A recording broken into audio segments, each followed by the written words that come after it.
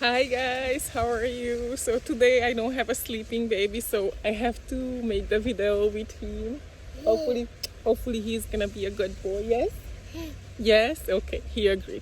So I want to do just a little continuation of the yesterday vanilla video because I get a couple of questions like about the cold tolerance, and a couple of people from Australia was also kind of like hoping that they could grow it. So here are a couple of answers for your questions. Somebody excited. So quick answers about the cold hardiness of the vanilla orchid. And you can see that because we get mid 30s this winter time, you can see that the ends burn down. So it doesn't take well for cold, and definitely doesn't take well for freezing. So that's one thing to keep in mind. The best places to grow them it is free zones, and you can see the cold damage here also. The same thing happened.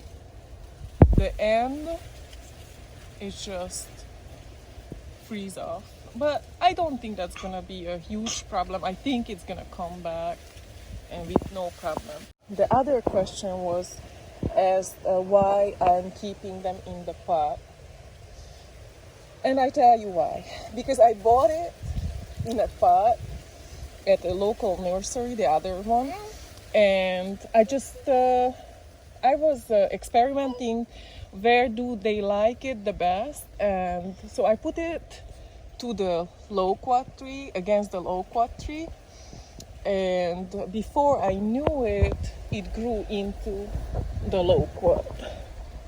And you can see this one is a cutting I made last year, and you can see that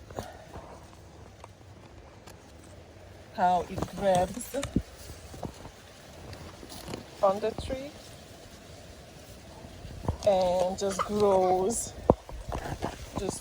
completely grows into the tree.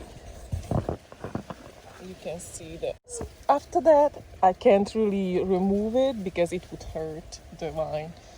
So I don't want to disturb it. But what you could do, because they have two type of roots. One is the terrestrial that goes into this area and takes up water and nutrients and all that. And the other one is the aerial roots. And you can see it grabs onto the tutor tree. And these, because the vanilla is semi-epiphytic, these can also take up nutrients, and so it can leave just like that, but it also get the terrestrial roots. So if you have it in colder climates, you will have to protect it, definitely protect it from freeze, like a greenhouse, and very high humidity. It takes a lot of rainfall and a high humidity. So it can take up 110 inches of rain. That's how it's the happiest. And before flowering, also important, around 2 months of dry season. So that would induce the flowering on the orchid.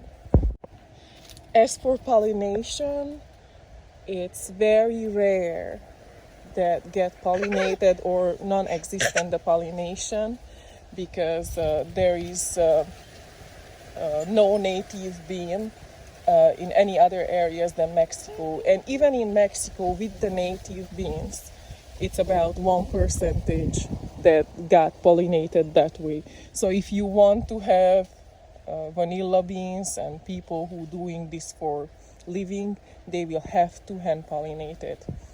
There is a green orchid bee in Southwest Florida that possibly can pollinate it, and also some hummingbirds that possibly can pollinate it. You can see me planting a lot of other type of orchids around, and ground orchids as well.